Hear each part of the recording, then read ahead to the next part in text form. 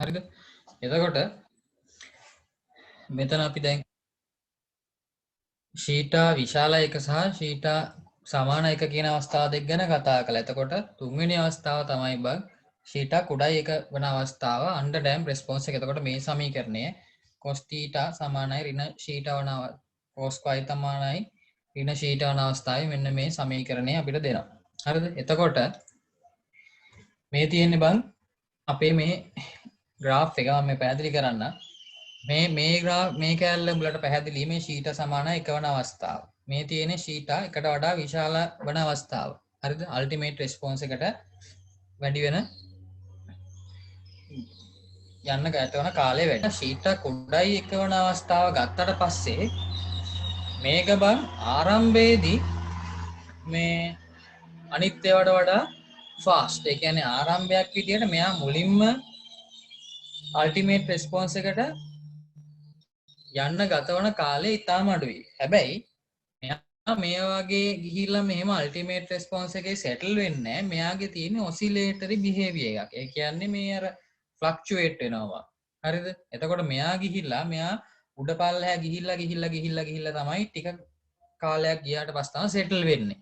හරිද? එතකොට මෙයාගේ ආරම්භයේදී මෙයාට මුලින්ම මෙයා අනිත් ඒවාට වඩා ඉක්මනට අල්ටිමේට් රෙස්පොන්ස් එකට එනවා. එතකොට මේක දැක්කම පේනවනේ මේ ගත වන කාලය මෙයාට මෙතනට එන ගත වන කාලයට වඩා මෙයාට මෙතනට එන ගත වන කාලය අඩුයි.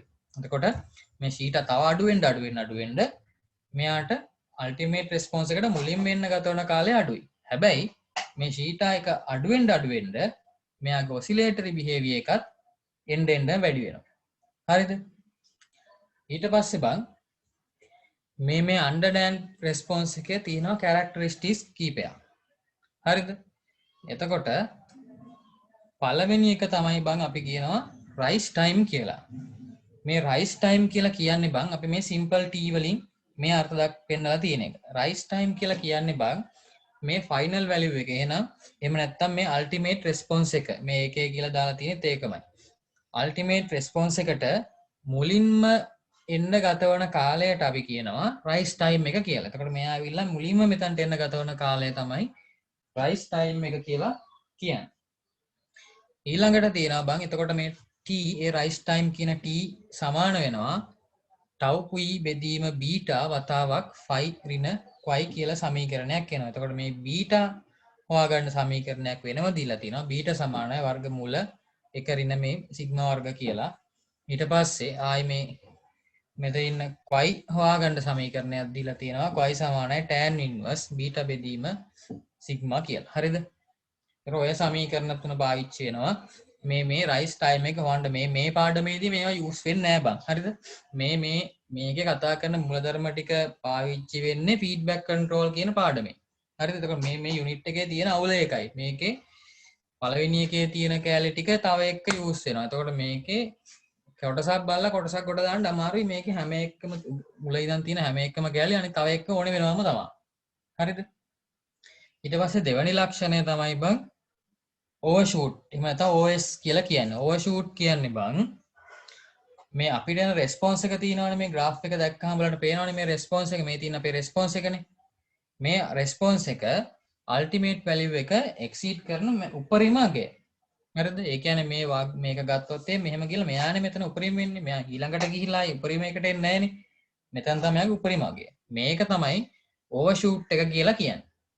හරිද බං? එතකොට මේ ඕවර්ෂූට් එක කියන්නේ A බෙදීම B. එහෙම නැත්නම් අනුපාතයක් විදිහට මේ A කියන්නේ මේ මෙතන ඉඳන් මේ අල්ටිමේට් රෙස්පොන්ස් එකෙන් උඩ කොටස බෙදීම අල්ටිමේට් රෙස්පොන්ස් එක දක්වා තියෙන කොටස. හරිද? එහෙම නැත්නම් ඒකේ කියලා දානවා කියන්නේ මේ අල්ටිමේට් රෙස්පොන්ස් එකම තමයි. එතකොට ඕවර්ෂූට් එකට සමීකරණයක් දීලා තියෙනවා exp වතාවක් ඍණ phi ෂීටා බෙදීම 1 ඍණ ෂීටා වර්ග මේක නම් යෙදිලත් නැහැ කොහෙවත්. හරිද? මේක නිකන් දීලා තියෙනවා. හරිද? ඊළඟ ලක්ෂණය තමයි බම් period of oscillation. Period of oscillation කියන්නේ time between crossing of the ultimate value. එතකොට මේ තියෙන ultimate value එකනේ. මේ ultimate value එක මෙතනින් පටන් අරන් මේ සම්පූර්ණ එකක් මෙහෙම මේ සම්පූර්ණ වෙන්න ගත වෙන කාලය තමයි. හරිද? මේ ඇවිල්ලා අර ආවර්ත කාලයම තමයි. හරිද? එතකොට මෙතනින් පටන් අරන් මෙතනට එන්න ගත වෙන කාලය. හරිද? ඒකට තමයි period of oscillation කියලා කියන්නේ. එතකොට period of oscillation capital T වලින් අපි පෙන්නනවා. capital T ඒක අපි T සමාන 1 F මේ උඹලා දන්නවා. ඒ සමානයි 2 omega මේවා දන්න දේවල්නේ. මේ omega සමාන වෙනවා බං එකරින ශීට වර්ග බෙදීම ටවුට. එතකොට මේ T කියන එක නම් මේ සම්පූර්ණ දෙකම ඇසුරෙන් අපිට ලියු හැකි 2යි ටව් බෙදීම වර්ගමූල එකරින ශීට වර්ග කියලා. හරිද? period of oscillation. මේක නම් භාවිතා වෙලා තිබ්බා feedback control එකේ. මේ ටික නම් පාවිච්චි වෙලා තිබුණේ නැහැ. හරිද? ඊට පස්සේ එකක් තියෙනවා බං decay ratio කියලා. decay ratio කියන්නේ measure of rate of oscillation decay මේ oscillation එක decay වේගන යන ratio එක තමයි මේ decay ratio කියලා කියන්නේ. දැන් මේ oscillation එක උඹලට පේනවනේ මේ oscillation එක එන්න අඩු වෙලා මේක settle වෙගෙන යනවා. ඒකට තමයි decay ratio කියලා කියන්නේ. එතකොට ඒක අපි මේ තියෙන A මේ තියෙන ඊළඟ ගත්තාම මේ C හරිද? මේ දෙකට වඩා මේක අඩුයි. අන්න ඕකට තමයි කියන්නේ. ඕක අපි ගන්නවා decay ratio කියලා. decay ratio එක සමීකරණයක් විදියට overshoot එකේ වර්ගයට සමානයි කියලා මේකේ දීලා තියෙනවා. ඊළඟ අන්තිම එක තමයි බං settling time කියලා කියන්නේ.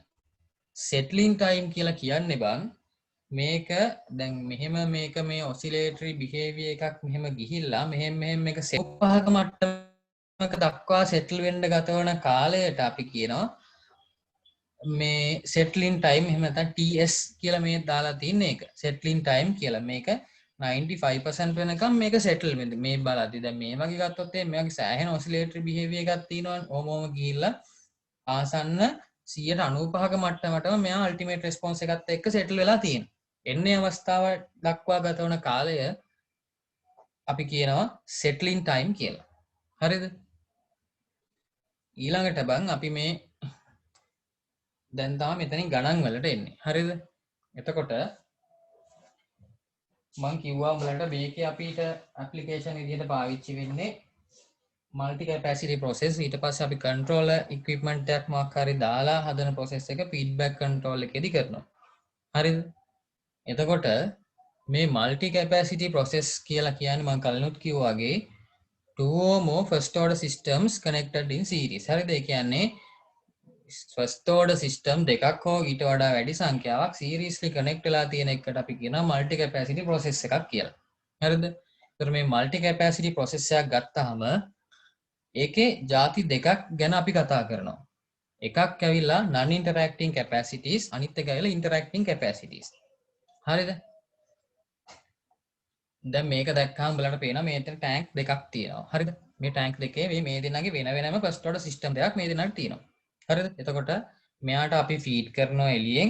එතකොට මෙයාගේ මේ තියෙන height එක, මෙතන තියෙන මෙයාගේ feed output එකට තියෙන resistance එක, මෙතන තියෙන මෙයාගේ output එක. මෙයාගේ output එක තමයි මෙයාට feed එක වෙන්නේ.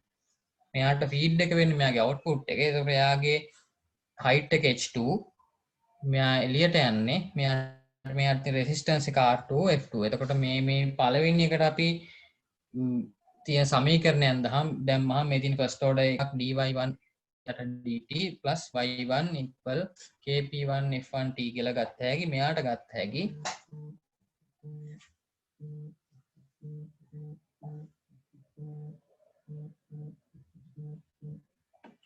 හරිද? මෙයාට ගත්ත හැකි tau p2 වතාවක් dy2 යට dt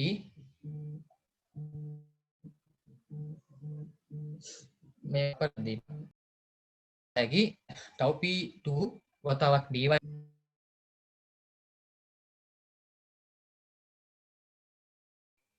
හසින බෝඩ් එකට රෙකෝඩින් ඔෆ් කරපන් මට වෙලා දීවා.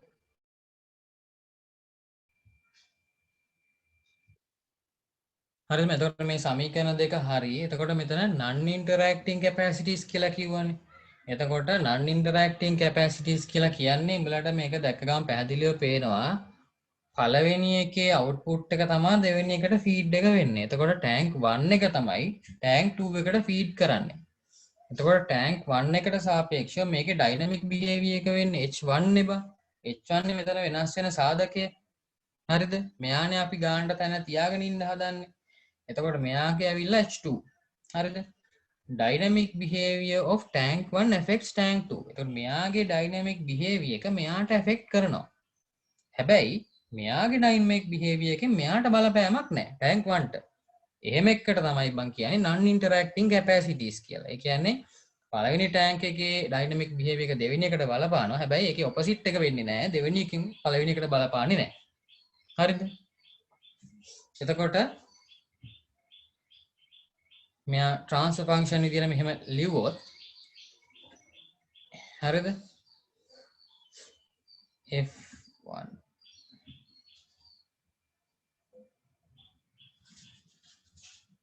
හරිද? එතකොට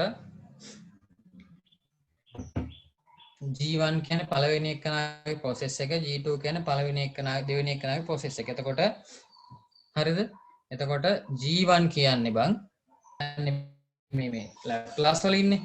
හරිද? එතකොට y1 bar s බෙදීම f1 bar s. එතකොට උඹලා දන්නවා first order process එක මේක තමයි සමීකරණ general transfer function එක kp බෙදීම tau ps plus 1. එතකොට මේකේ tank 1 හින්දා kp1 බෙදීම tau ps plus 1. එතකොට second එක ගත්තට පස්සේ ඒකෙත් තියෙන ඒ වගේම වෙනම මේ first order system එකක්. එතකොට එයා ඇවිල්ලා මෙයාගේ output එක y2 input එක y1. එතකොට y2 bar s බෙදීම y1 bar s සමානයි kp2 බෙදීම tau p2s plus 1. එතකොට overall transfer function එක ගත්තොත් y2 තමයි output එක වෙන්නේ, f1 තමයි input එක වෙන්නේ. එතකොට අපි overall transfer function එක ගත්තාම බං අපි ලියන්න පුළුවන් g naught s සමානයි y2 bar s බෙදීම f1 bar s. එතකොට අපි මෙතන අපි සුළු කිරීම පහසු කරගන්න මොකද කරන්නේ y1 bar s බෙදීම y1 bar s ගෙන් මෙයාව වැඩි කරනවා. එතකොට මෙතන සමීකරණයට බාධාවක් වෙන්නේ නැහැනේ. ඊට පස්සේ මෙයාගේ පද ටික මාරු කරගන්නවා. y1 bar s මෙතන ඉන්න y1 bar s මේ පැත්තට ගන්නවා. එතකොට මෙයා හැදෙනවා y1 bar s බෙදීම f1 bar s. මේ y1 bar s බෙදීම f1 bar s කියන්නේ g1s. පැහැදිලිනේ බං? ඊට පස්සේ y2 මේ පැත්තට දැම්මම y2 bar s බෙදීම y1 bar s කියන්නේ මේ second order process මේ දෙවෙනි ටැංක් එකේ process එක. එතකොට ඒක වෙලා g2s. එතකොට අපිට එනවා g naught s සමානයි g1s වැඩි කිරීම g2s කියලා. හරිද? එතකොට අපිට මේ g1s g2s කියන දෙන්න මෙතනට ආදේශ කරාම එනවා kp1 වැඩි කිරීම kp2 වතාවක් බෙදීම tau p1s plus 1 වැඩි කිරීම tau p2s plus 1 කියලා. හරිද? එතකොට මෙතන මේ තියෙන්නේ සාමාන්‍ය අපි මෙයාව ගන්නවා මේ kp කියන්නේ කොහොමද static gain එකනේ. මේ process එකේ static gain එක අපි මේ k dash p කියලා ගමු. හරිද? එතකොට මේක සුළු කරාට පස්සේ එනවා බං tau p වතාවක් s වර්ග හරිද? ධන s වතාවක් tau p1 ධන tau p2 plus 1 කියලා. හරිද? එතකොට මේ සමීකරණය ගත්තාම මෙතන මේ කලින් අපි ලියුප් එක මෙතන තියෙන සාධක දෙකක් කියලා පැහැදිලිනේ. එතකොට මෙයාගේ උඹලට දැක්ක ගන්න තේරෙනවා මෙතන යට ඉන්න එකන සමානයි බිඳුව කළා මෙයාගේ මූල හැවුවාම එන්නේ s සමානයි 1යට ඍණ 1යට tau p1 එක මූලයක් අනිත් එක වෙලා s සමානයි ඍණ 1යට tau p2 කියලා. හරිද?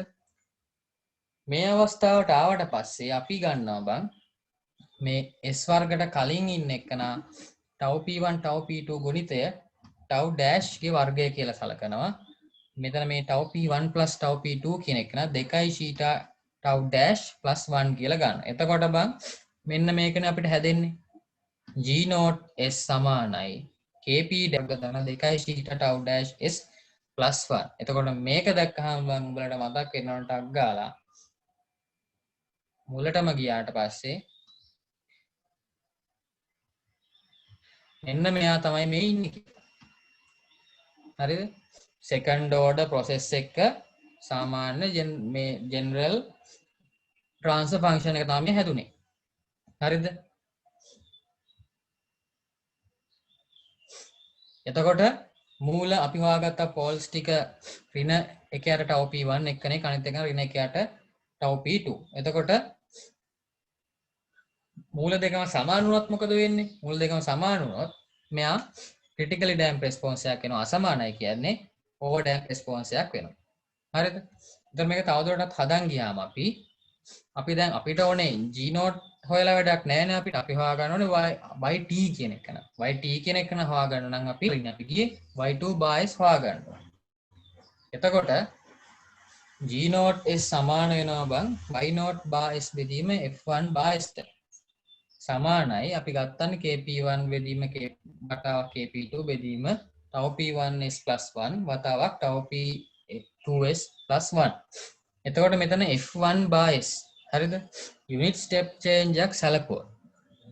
f1 t කියන එක නා එකයි නම් එයාගේ ලැප්ලාස් එක ඇවිල්ලා ඒක යට s හරිද?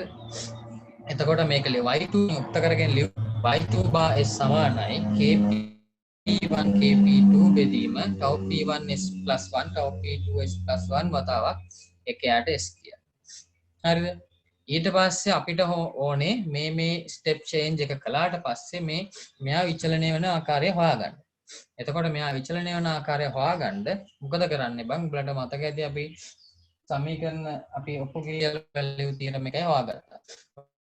ඉනිෂියල් වැලියු තියරම් කියන්නේ t බිඳුවට යද්දී ලිමිට් s අනන්තයට යන අවස්ථාව. සහ ෆයිනල් වැලියු තියරම් කියන්නේ t අනන්තයට යද්දී ලිමිට් s බිඳුවට යන අවස්ථාව. එතකොට මෙතන අපි ගාව තියෙන සමීකරණය y බා s කියන එකන ලිමිට් t අනන්තයට යද්දී yt බාටපත් වෙනවනේ මෙයා. හරිද? එතකොට ලිමිට් s අනන්තයට යද්දී මේ සමීකරණය. එතකොට මෙතන පල්ලහැ s එකක් තියෙන හින්දා මෙයාව කපා ගන්න අපි මොකද කරන්නේ? මෙයාව තව s එකකින් වැඩි කරනවා. එතකොට මෙයා පැත්තටත් එයාව දානවා. එතකොට මෙයා සුළු වුණාට පස්සේ අපිට අවසාන එනවා t බිඳුවට යද්දී yt එන්නේ උත්තරේ බිඳුවක් විදියට. හරිද බං? එතකොට t අනන්තයට යද්දී මෙතනත් මේ s එක අයින් කරගන්න අපි තව s එකකින් වැඩි කරනවා. එතකොට t අනන්තයත් බිඳුව වෙනවා එක්කාරක් එක එකයි. ඉතුරු වෙන්නේ kp1 kp2. එතකොට ස්ටේබල් එහෙනම් ස්ටෙඩි අවස්ථාවේ මෙහෙම වෙද්දී මෙයාගේ අල්ටිමේට් රෙස්පොන්ස් එක වෙන්නේ අනන්තයට යද්දී kp1 kp2. හරිද? එතකොට මෙයා t සමානයි බිඳුවේදී මෙහෙම බිඳුවයි ඇවිල්ලා ඒ අවසානයේ යන්නේ අල්ටිමේට් රෙස්පොන්ස් එක විදිහට kp1 kp2 කියන අවස්ථාව. එතකොට බිඳුවේ ඉඳන් 1 දක්වාම මෙහෙම ස්ටෙප් චේන්ජ් එක කරද්දී මෙයා යන්නේ kp2 කියන අල්ටිමේට් රෙස්පොන්ස් එකට. හරිද? ඊට පස්සේ අපි මෙතන y2 බා s කියන එක අපි හොයාගෙන තිබ්බේ kp1 වතාවක් kp2 මෙන්න මේ k2 තියෙන kp2 වෙන්න ඕනේ වතාවක් මෙන්න මේ සමීකරණය එනවා. එතකොට මෙයාට හරියන සමීකරණයක් කෙලින්ම තියෙනවා බං ඉන්වර්ස් ලැප්ලාස් ටේබල් එකේ. එතකොට එයාගෙන් කෙලින්ම අපිට yt එහෙම නැත්නම් අපි ht y කියන්නේ h නේ අපේ අල්ටිමේට් මේ h නේ අපි හොයන්නේ. හරිද? මේ උසනේ මේ හොයන්නේ ටැංක් එකේ. එතකොට y2t එහෙම නැත්නම් ht දෙවෙනි ටැංක් එකේ උස සමාන වෙනවා kp1 kp2 එළියේ තියෙනවා එක දන්න එක යට tau p2 රින tau p මේක උඹලට පැහැදිලිව පෙනේ මේක මේ නෝට් එක මට හොයා ගන්න පුළුවන් තැනක තියෙනවද දන්නේ නැහැ ඉඳපන් බලන්න.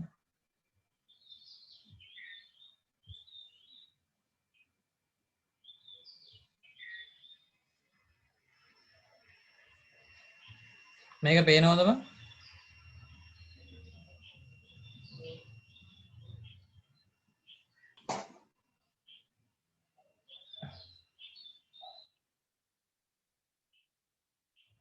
හරිද?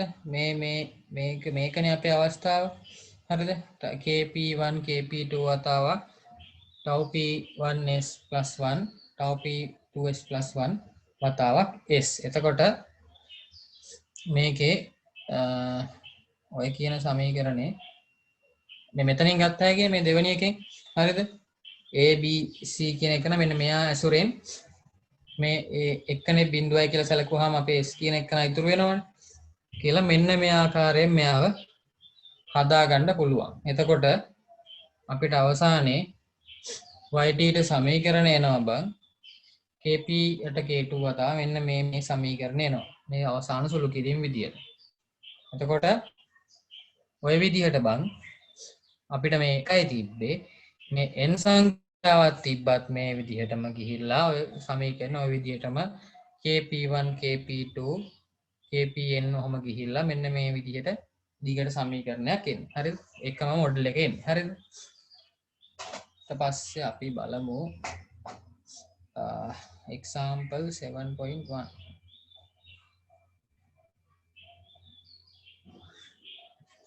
හරිද? example 7.1. හරිද? මේකේ වන් දෙනවා අපිට ස්ටඩි ස්ටේට් එකේ ඉන්පුට් එක දීලා තිනවා 2 ඝන මීටර 2 පැයට ඝන මීටර 2යි කියලා.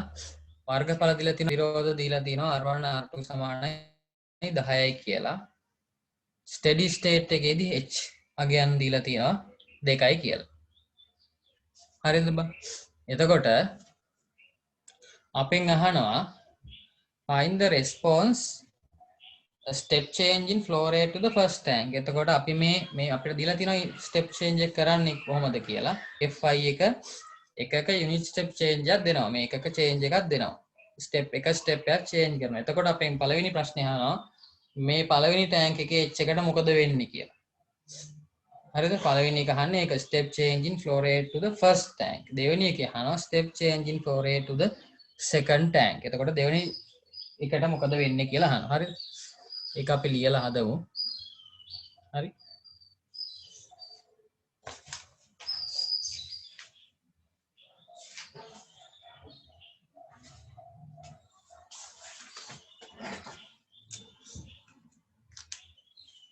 මේක පේනවද බං?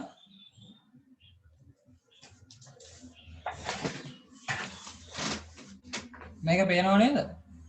පේනවා.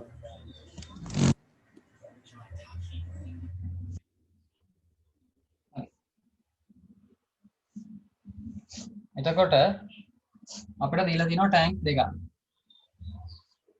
හරිද? එක ටැංක් එකක් තියෙනවා. එයාගේ උස h1 කියලා දීලා තියෙනවා. surface area එක a1 කියලා දීලා තියෙනවා. මෙයාගේ ඉන්පුට් එක fi. එයාගෙන් යනවා R1 ප්‍රතිරෝධයක් තියෙනවා. එයාගෙන් යනවා දෙවෙනි ටැංක් එකට.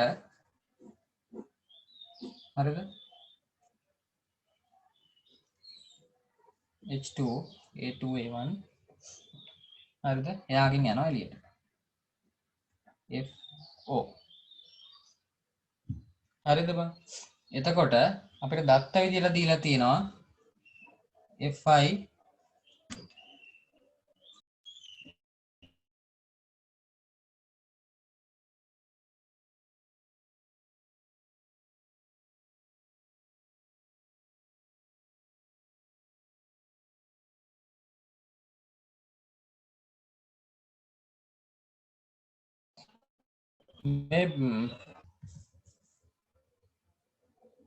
හරිද? මේක පේනව නේද?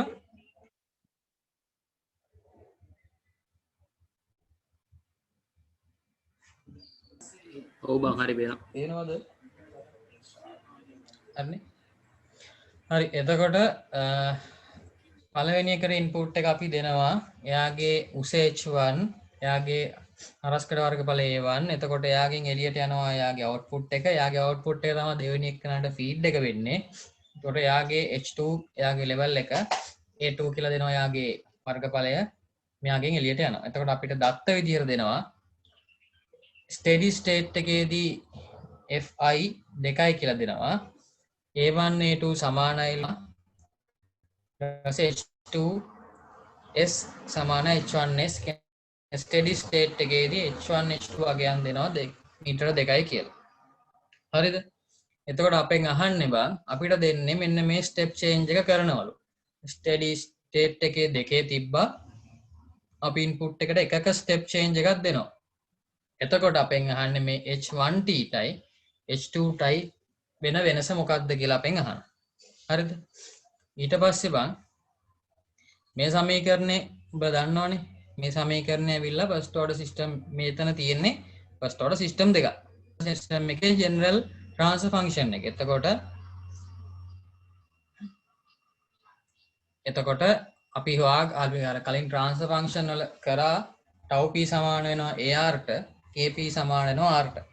හරිද? එතකොට g1 සමාන වෙනවා මේ deviation form එකෙන් මෙතන ලියලා තියෙන්නේ dash වලින්. හරිද? deviation form එක දන්නවනේ මම උඹලා. එතකොට h1 dash සමාන වෙනවා h1t, h1 dash s සමාන වෙනවා h1 dash එක, h1 dash එක සමාන වෙනවා h ඍණ hs ට. ඒ කියන්නේ සාමාන්‍ය වේල අවස්ථාවේ තියනගේ steady state එකේ යගෙන් අඩු කළාට පස්සේ තමයි මේ deviation form එක යගේ එන්නේ. එතකොට මේ deviation form එකෙන් තමයි මේ දීලා තියෙන්නේ. හරිද? එතකොට ඒක kp1 බෙදීම tau p1s + 1 කියලා ගන්නවා. හරිද? එතකොට බං g1 කියන එකනා සමානයි h1 dash bar s බෙදීම f1 dash bar s සමානයි kp කියන්නේ r, ඒ කියන්නේ r කියන්නේ 10 කියලා අපිට දත්තයක් විදිහට දෙනවා 10. tau p කියන්නේ ar, ඒ කියන්නේ 1යි, r කියන්නේ 10යි. එතකොට ඒකත් 10යි. මේක එනවා 10යි s ධන 1 කියලා. හරිද? එතකොට h1 dash bar s උක්ත කරාට පස්සේ ඒක සමාන වෙනවා 10 බෙදීම 10යි s + 1 වතාවක් 1යට s. 1යට s කියන්නේ අපි එකක යුනිට් එකක ස්ටෙප් චේන්ජ් එකක් නේ මන් දුන්නේ. එතකොට f1 dash t සමාන 1යි නම් f1 dash bar s සමාන වෙන්නේ 1යට s ට. එතකොට මේක හරස් ගුණ කර h1 dash bar s සමානයි 10 බෙදීම 10යි s + 1 වතාවක් 1යට s. එතකොට මේ 10 එළියට ගත්තාම වෙනවා 1යට 10යි s + 1 වතාවක් s කියලා. හරිද? එතකොට මේකත් බං මේක හරියම සරලව මේකේ ඉන්වර්ස් ලැප්ලාස් ටේබල් එකේ තියෙනවා. හරිද? ඉන්වර්ස් ලැප්ලාස් ටේබල් එකේ මේක තියෙනවා කෙලින්ම. එතකොට එයාට ඉන්වර්ස් ලැප්ලාස් එක ගත්තාම h1 dash bar s වෙනකොට අපිට h1 dash t අගේ එනවා 10 වතාවක් 1 ඍණ e වල t බෙදීම 10 කියලා. එතකොට අපි මේ ගන්න හදාගෙන ආවේ deviation form එකෙන්. එතකොට මේ තියෙන deviation එකේ අගේ. එතකොට h1 dash t සමාන වෙන්නේ h1t ඍණ h1s steady state එකේ අගේ. steady state අගේ අපිට දී තිබ්බ මෙයාව. එතකොට අපි හොයාගන්න ඕනේ h1t නේ. h dash t අපි මේ වෙනකන් හොයාගෙන ආවා. එතකොට h1t කියන එක සමාන වෙනවා බං h1 dash t ධන මෙයා අනිත් පැත්තට ගියාම එයාට එකතු වෙනවා h1 steady state එකේ අගේ. එතකොට 10 මේ ඇවිල්ලා 10 ඍණ 10යි e වල ඍණ t එම 10ට තව දෙක එකතු වෙනවා. එතකොට ෆයිනලි අපිට h1t ගේ සමීකරණය එනවා 12 ඍණ 10යි e ඍණ t බෙදීම 10 කියලා. එතකොට බං මේ t කියන එකනා බිඳුවට යද්දී t කියන එකනා බිඳුවට යද්දී මෙතන බිඳුවක් වෙනවනේ. එතකොට මේ e කියනාගේ එකක් වෙනවා. එතකොට මේ ht h1t සමානයි 2 වෙනවා. හරිද? එතකොට මේ අපේ කලින් දීලා තිබ්බනේ ස්ටෙඩි ස්ටේට් එකෙම එන්නේ. එතකොට ඒක අපිට තෘප්ත වෙනවා එතනත්.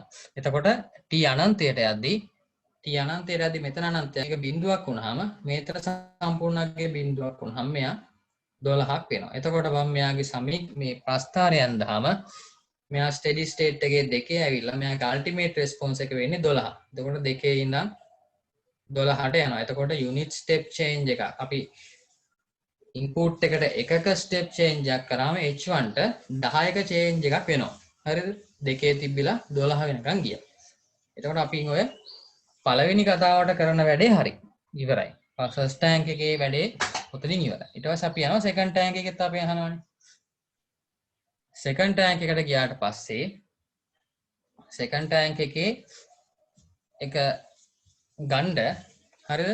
අපි ඕවරෝල් එක ගන්නවා. ඕවරෝල් එක අපි ගත්තා. අපි අර කලින් සාකච්ඡා කරා වගේ h2 dash කියන්නේ අන්තිම එකනා fi dash bar s කියන්නේ feet එක. එතකොට මෙයාව අපි f1 dash bar s ගෙන් දෙපැත්තම වැඩි කරලා පද මාරු කරලා ගත්තාට පස්සේ මෙන්න මෙහෙම එනවා h2 dash bar s බෙදීම f1 dash bar s වතාවක් f1 dash bar s බෙදීම fi dash bar s. හරිද? එතකොට බං මේ කලින් අපි දන්නවා කියන එක නත් අපි ar tau p2 කියන එක 10 කියලා අපි මේක කලින් හොයාගත්තානේ. මෙන්න මේ transfer function වල මුලම මෙන්න මේක තියෙනවා මේක අපි හම්බෙන්නේ එතන. එතකොට මේ f naught කියන්නේ මේ output එක සමාන වෙනවා මොකක් හරි එකක output එක driving force of the flow කියන්නේ driving force එක කියන්නේ අර h එක. h එකන්නේ force එක අදාළ pressure එක අපිට h එක මතනේ එළියට යන pressure එක හම්බෙන්නේ. බෙදීම resistance to flow. හරි resistance to flow. එතකොට f1-t කියන්නේ හරිද?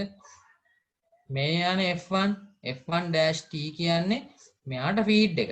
හරිද? එතකොට මේ f1-t කියන එක සමාන වෙනවා බං h1- බෙදීම r1ට. හරිද? එතකොට මේක ලැප්ලාස් ගත්තාම f1-s සමාන වෙනවා h1-s බෙදීම r1ට. හරිද? එතකොට බං අපි මෙතන මේ f1-ට හොයාගත් එක ගිහිල්ලා මෙතන f1-ට ආදේශ කරනවා. h2-s බෙදීම f1-s වතාවක් h1-s බෙදීම r1 වතාවක් fi-s කියලා. හරිද? එතකොට අපි දන්නවා h2 බෙදීම h2-s බෙදීම f1-s කියන පළවෙනි අර transfer function එකනේ. හරිද? එතන දෙවෙනි එකේ transfer function. එතකොට kp2 බෙදීම tau p2s + 1. මෙතන මේ කැල්ල r1 නැතුව එයාගිලා පළවෙනි එකේ අදාළ මේ transfer function එක. එතකොට kp1 බෙදීම tau ps + 1 r1 මෙතන තියෙනවා. එතකොට මෙයාට අදාළ අගයන් ටික ආදේශ කරාම 10 kp කියන්නේ 10යි kp1 කියන්නේ 10යි. මෙතන එනවා 10 බෙදීම 10s + 1 මෙතනත් එනවා 10 බෙදීම 10s + 1 මෙතන r තියෙන හින්දා තව 10ක් එනවා. හරිද? එතකොට අපිට ඕනේ මෙන්න මේ h2-s නේ. එතකොට අපිට මේ fy-s එකෙන් අනිත් පැත්තට වැඩි කරන්න වෙනවා. එතකොට f1 fit කියන එක නා එකයිනේ අපි එකක ස්ටෙප් චේන්ජ් එකක් නේ කළේ. එතකොට යාගේ ලැප්ලාස් එක 1/10 කැපිලා මෙතන එනවා බං h2-s සමානයි 10 බෙදීම 10s + 1 ගේ වර්ගේ වතාවක් 1/s කියලා. හරිද? එතකොට මේ කියන සමීකරණය මේ 10 එළියට අරගෙන මෙයාට කෙලින්ම තියෙනවා ටේබල් එකෙන් ගත්ත හැකි. මෙයාට ඉන්වර්ස් ලැප්ලාස් දැම්මට පස්සේ එනවා h2-t සමානයි 10 වතාවක් 1 ඍණ 10t බෙදීම 10 වතාවක් e වල ඍණ t බෙදීම 10 කියලා. හරිද? එතකොට මේ තියෙන ඩීවියේෂන් ෆෝම් එකෙන් එතකොට අපිට ඩීවියේෂන් ෆෝම් එක නෙමෙයි අපිට ඕනේ t කියන එක නා. එතකොට ඩීවියේෂන් ෆෝම් එකෙන් තිබ්බත් ගැටලුවක් නැහැ. අපි මොකද අද අපිට අවශ්‍ය අපි හදලා ඉවරයි එතකොට. හරිද? සමහර ගණන් වල එහෙම හදලා එතනින් නවත්ලා තියෙනවා.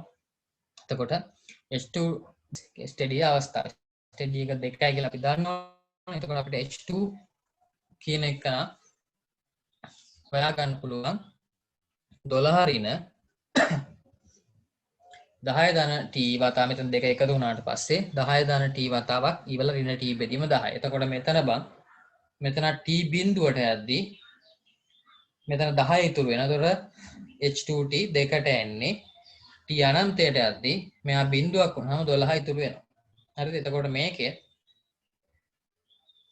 යුනිට් ස්ටෙප් චේන්ජ් එක කළාට පස්සේ මෙහෙම ස්ටඩි ඇවිල්ලා 12ට තමයි අනිත් අල්ටිමේට් රෙස්පොන්ස් එක 12ට. එතකොට අරක එකක යුනිට් ස්ටෙප් චේන්ජ් එකක් ආවට පස්සේ මේකේ 10ක චේන්ජ් එකක් වෙනවා. හරිද?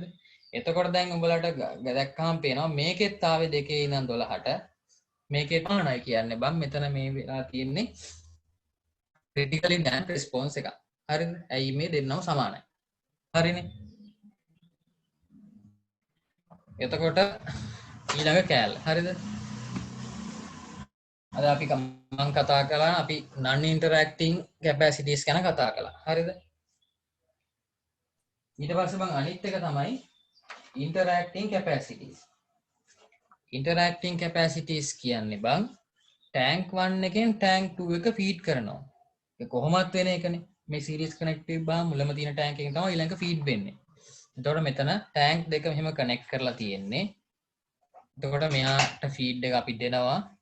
මෙයාගේ මෙයාට ෆීඩ් එක දෙනවා. මේ පැත්තෙන් අවුට්පුට් එක ගන්නවා. මේක දැක්කම උඹලට පේනවා මේක අනිවාර්යෙන් එකම මේකේනේ තියෙන්නේ. හිතපන්කො නිකන් සාමාන්‍ය මේ වගේ දෙකකට මෙහෙම බටයක් දාලා තිබ්බා කියලා. එතකොට මේ බටෙන් එන ෆ්ලෝ රේට් එක මෙයාගේ තියෙන එක විතර මත විතරක්ද රඳා පවතින්නේ නැත්නම් මෙයා මත රඳා පවතිනවද කියලා උඹලට තේරෙනවනේ කියන කතාව. එතකොට ඉන්ටරැක්ටිං කැපැසිටි එකක් කියන්නේ බං ටැංක් 1 එක ටැංක් 2 එක ෆීඩ් කරනවා. dynamic behavior of tank 1 affects tank 2. ඒ වගේම dynamic behavior of tank 2 එක tank 1 එකට මේ affect කරනවා. එහෙම එකට තමයි කියන්නේ interacting capacity කියලා. non interacting එකේ පළවෙනි එකේ effect එකක් තිබෙන්නේ නැහනේ.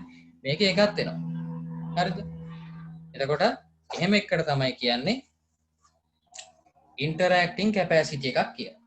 හරිද බං? එතකොට මේකට අපි පළවෙනි කැපැසිටි එකට මාස් බැලන්ස් දැම්මට පස්සේ එනවා A1 වතාවක් dH1 යට dt සමානයි F5 යට F1 කියන. හරිද? එතකොට මේ අර අපි දන්නවනේ මේක මේ F සමාන වෙන්නේ driving force F1 කිව්වන් පස්සේ F1 එක මේක හැටියට මේ දෙන්න මත ප්‍රන්දාපාදින. එතකොට H1